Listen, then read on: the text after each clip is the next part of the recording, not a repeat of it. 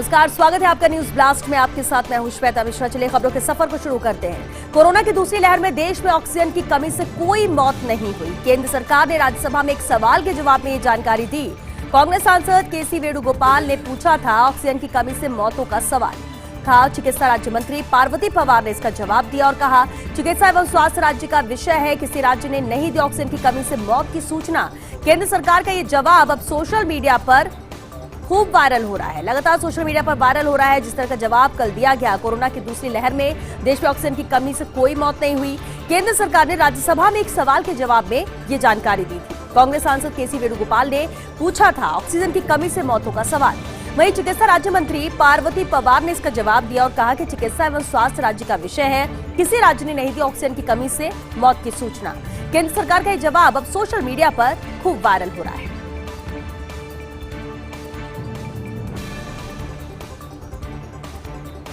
देश में 67% भारतीयों में एंटीबॉडी, 40 करोड़ आबादी पर अब भी खतरा है। देश में लगभग 2/3 लोगों ने एंटीबॉडी पाई गई है।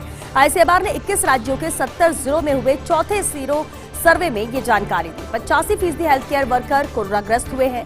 आईसीएमआर की एडवाइजरी दोनों डोज के बाद ही यात्रा करें। खास सीधे तौर पर आईसीएमआर की एक ही एडवाइजरी है बचाव के लिए। देश में 67% भारतीयों में एंटीबॉडी है, लेकिन 40 करोड़ आबादी पर अब भी खतरा मंडरा रहा है। देश में लगभग 2/3 लोगों में एंटीबॉडी पाई गई। आईसीएमआर ने 21 राज्यों के 17 जिलों में हुए चौथे सीरो सर्वे में ये जानकारी दी है, जहां 85% हेल्थ केयर वर्कर कोरोनाग्रस्त हुए। आईसीएमआर की एडवाइजरी है दोनों डोज के बाद ही यात्रा करें।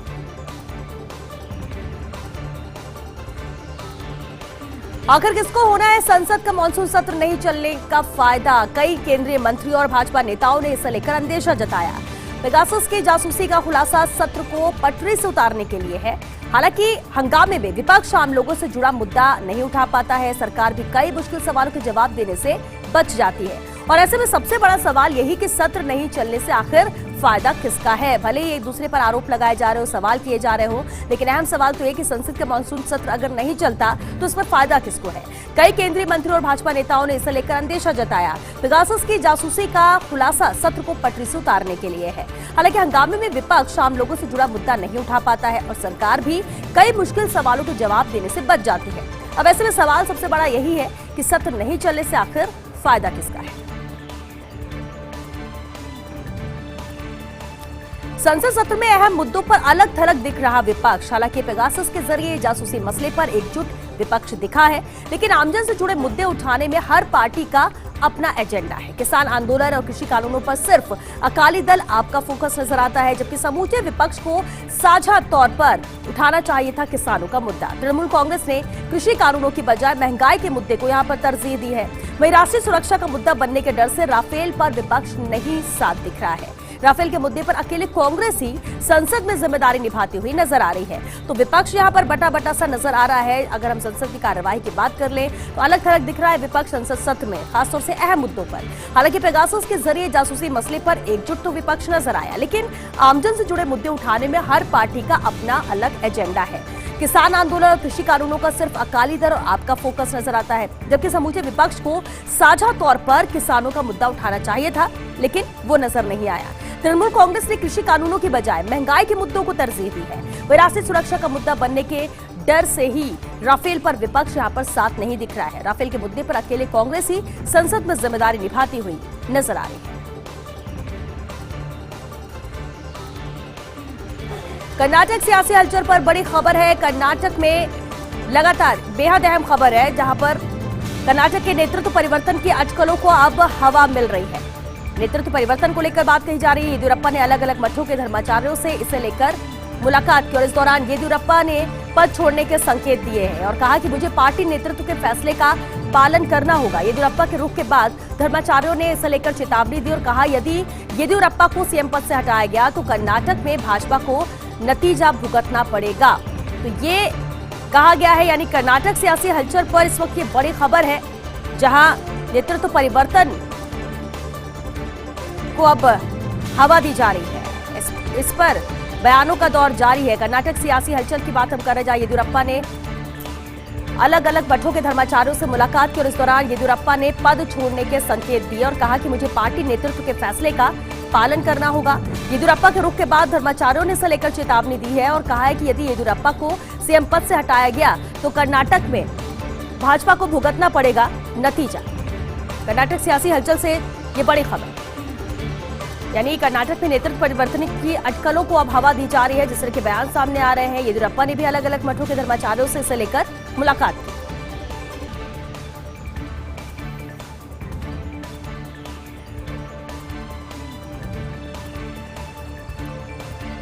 इधर प्रदेश में मानसून का कमजोर रुख है। राज्य पर बने सर्कुलेशन सिस्टम का प्रभाव अब खत्म हुआ है, जिससे एक बार फिर प्रदेश में मानसून कमजोर पड़ा है और अगले 2 दिन हल्की से मध्यम बारिश के ही आसार नजर आते हैं। लेकिन 23 जुलाई के बाद बारिश की गतिविधियों में बढ़ोतरी होगी।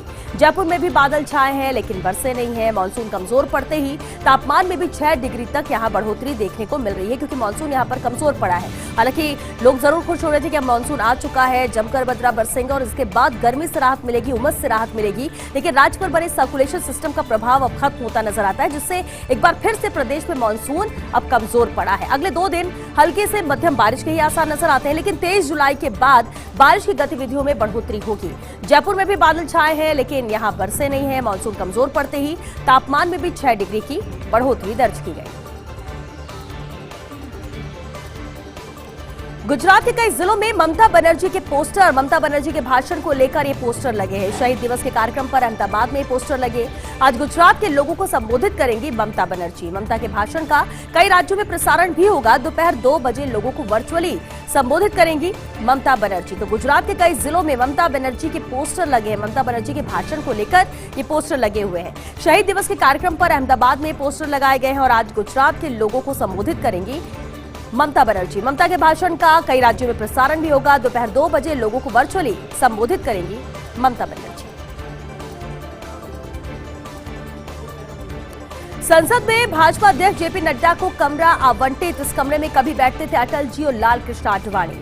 आवंटन के बाद नड्डा ने कमरे का दौरा किया। भूपेंद्र यादव और अरुण सिंह भी नड्डा के साथ रहे।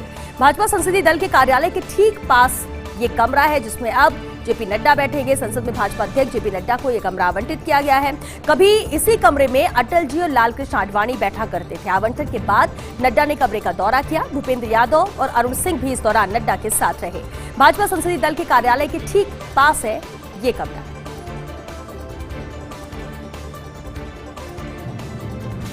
मुख्यमंत्री गहलोत ने लगाई है फाइल पर मुहर। 3 पुलिस चौकियों को थानों में क्रमोन्नत करने की मंजूरी दी गई। 134 नवीन पदों के सृजन को मंजूरी दी है सीएम ने।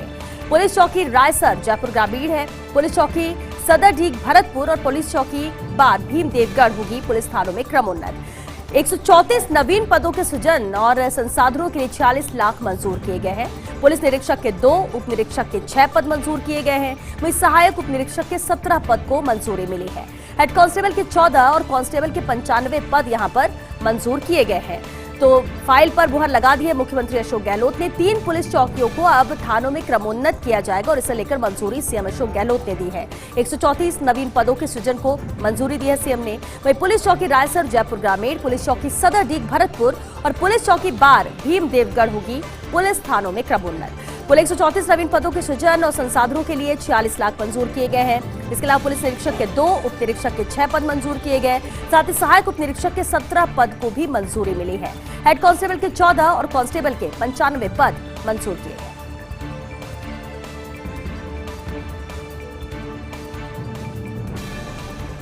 मुख्यमंत्री गहलोत ने फाइल पर मुहर लगा दी है। जिस तरह से बताया भी जा रहा था, मांग भी थी इसे लेकर 3 पुलिस चौकियां जिन्हें अब थानों में क्रमोन्नत करने की मंजूरी अशोक गहलोत ने दी है। 134 नवीन पदों के सृजन को मंजूरी दी है सीएम अशोक गहलोत ने, जिसमें पुलिस चौकी रायसर, पुलिस चौकी सदरडीग और साथ ही पुलिस चौकी बार भीमदेवगढ़ पुलिस थानों में अब क्रमोन्नत होंगे। यानी ये 3 पुलिस चौकियां हैं जिन्हें पुलिस थानों में क्रमोन्नत किया जाएगा। 134 नवीन पदों के सृजन और संसाधनों के लिए 46 लाख सीएम ने मंजूर किए हैं। कल शाम 5 बजे गहलोत कैबिनेट की बैठक होगी और उसके बाद शाम 5:30 बजे होगी मंत्री परिषद की बैठक। स्कूल शुरू करने को लेकर विचार होगा। इसके विभिन्न पहलुओं को लेकर कैबिनेट में विचार होगा। तीसरी लहर की तैयारियों की समीक्षा भी इस बैठक में की जाएगी। टीकाकरण को लेकर भी विचार किया जाएगा। अनलॉक से जुड़े बिंदुओं को लेकर भी विचार इस अहम बैठक में होगा। तो बेहद अहम बैठक है। कल शाम 5 बजे गहलोत कैबिनेट की बैठक होगी और ठीक आधे घंटे बाद 5:30 बजे मंत्रिपरिषद की बैठक होगी। स्कूल शुरू करने को लेकर विचार इस बैठक में होगा। इसके विभिन्न पहलुओं को लेकर भी कैबिनेट में विचार किया जाएगा। तीसरी लहर की तैयारियों की भी समीक्षा की जाएगी। कितने तैयार हैं हम तीसरी लहर को लेकर। तो वही टीकाकरण को लेकर भी विचार होगा इस बैठक में। अनलॉक से जुड़े हुए बिंदुओं को लेकर भी विचार होगा और इस लिहाज से बेहद अहम बैठक है। कल शाम 5 बजे होने जा रही है।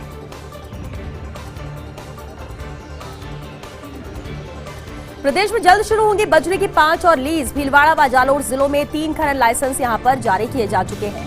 बीकानेर में पोलियो चैनल्स में पूर्व में स्वीकृत 80 बजरी खनन पट्टों सहित राज्य में भी इसे लेकर कुछ बदलाव किए जा रहे हैं। बजरी खनन को लेकर 281 खनन पट्टे खातेदारी भूमि में ये प्रभावशाली रहेंगे। बीकानेर में भी पोलियो चैनल्स में पूर्व में स्वीकृत 80 बजरी खनन पट्टों सहित राज्य में भी बजरी के 281 खनन पट्टे खातेदारी भूमि में प्रभावशील है।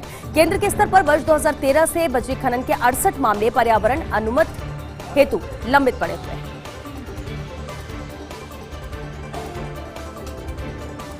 बजरी का विकल्प साबित होंगे एमसैंड। राज्य सरकार जारी कर चुकी है प्रदेश के एमसैंड नीति और इससे खनिज ओवरबर्डन की समस्या का भी समाधान होगा। सरकार के विभागों व उपक्रमों के निर्माण में न्यूनतम 25% एमसैंड के उपयोग के निर्देश यहां पर दिए गए हैं। वहीं केंद्र की सैंड माइनिंग गाइडलाइंस 2020 में नदियों से 5 किलोमीटर की दूरी तक, वहीं खातेदारी भूमि में बजरी लीज के आवंटन पर रोक के कारण लाइसेंस यहां पर जारी नहीं हो पा रहे हैं। केंद्र से नदियों से 5 किलोमीटर के स्थान पर 45 मीटर की दूरी से आवंटन अनुमत किए जाने का भी इसे लेकर आग्रह किया गया है। तो एमसैंड बजरी का विकल्प साबित होगी आने वाले वक्त में, क्योंकि राज्य सरकार अब जारी कर चुकी है प्रदेश के एमसैंड नीति। इससे खनिज ओवरबर्डन की समस्या का भी समाधान होगा। वही सरकार के विभागों व उपक्रमों के निर्माण में न्यूनतम 25% एमसैंड के उपयोग के निर्देश दिए। केंद्र की सैंड माइनिंग गाइडलाइंस 2020 में नदियों से 5 किलोमीटर की दूरी तक है। वही खातेदारी भूमि में बजरी लीज के आवंटन पर भी रोक के कारण लाइसेंस जारी अब तक नहीं हो पा रहे हैं। केंद्र से नदियों से 5 किलोमीटर के स्थान पर 45 मीटर की दूरी से आवंटन अनुमत किए जाने का आग्रह किया गया है। पंचायत उपचुनाव 2021 जहां 22 जिलों के 48 ग्राम पंचायत के सरपंच के उपचुनाव के लिए 130 उम्मीदवार चुनावी मैदान में हैं। कुल 48 ग्राम पंचायतों में से 8 ग्राम पंचायतों में कोई नामांकन पत्र यहां दाखिल नहीं किया गया है, जबकि 6 ग्राम पंचायतों के लिए उम्मीदवार निर्विरोध निर्वाचित हुए और इस तरह शेष 34 ग्राम पंचायतों में 130 उम्मीदवार मैदान में है। 22 जिलों की 40 ग्राम पंचायतों में सरपंच पद के लिए कुल 214 उम्मीदवारों ने 215 नामांकन पत्र दाखिल किए। संवीक्षा और नाम वापसी के बाद 130 उम्मीदवार चुनावी मैदान में हैं। सरपंच का चुनाव ईवीएम व पंच का चुनाव मत पेटी के जरिए यहां पर किया जाएगा। उम्मीदवारों के लिए चुनाव चिन्हों का आवंटन भी कर दिया गया है। वही 27 जुलाई को प्रातः 7:30 बजे से शाम 5:30 बजे तक मतदान किया जाएगा, जबकि मतदान समाप्ति के तुरंत बाद मतगणना होनी है। मतदाताओं से कोविड-19 संबंधी सभी गाइडलाइन की पालना के साथ मतदान करने की अपील जारी है। पंचायती राज उपचुनाव में 23 जुलाई को शाम 5:30 बजे से सूखा दिवस होगा। 25 जुलाई को मतगणना समाप्ति तक ये सूखा दिवस रहेगा। संबंधित निर्वाचन क्षेत्रों में आसपास के 5 किलोमीटर के दायरे में सूखा दिवस रहेगा।